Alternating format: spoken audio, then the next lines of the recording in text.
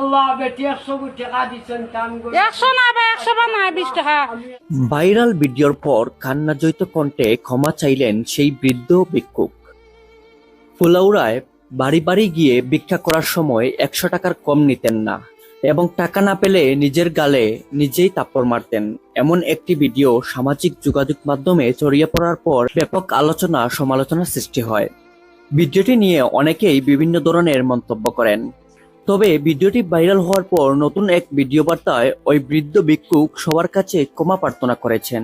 কান্নাজয়িত কণ্ঠে তিনি বলেন, আমাকে মাফ করে দিন, আমি গরিব মানুষ, ভিক্ষা করে জীবন চালাই, আমার পা ভাঙ্গা, কাজ করার সামর্থ্য নেই, আপনার সাহায্য না করলে আমার সন্তানরা না খেয়ে থাকবে।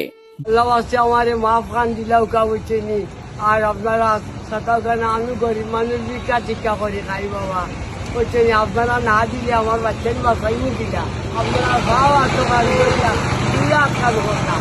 আমারে মাফ খান দেখা বাবা, আমি বুড়া মানুষ, ব্যাকল মানুষ বুঝছেনি। তোকে খাওয়া ভাঙ্গা হাতও চাপ চিন্তা করবো বাবা বলছে যখন আর মোর তুমি তারা নাই তোমার টানো গেছে দুলা কাজ কাম করলাম, মাফ চাইলাম পাওয়া দরিয়া।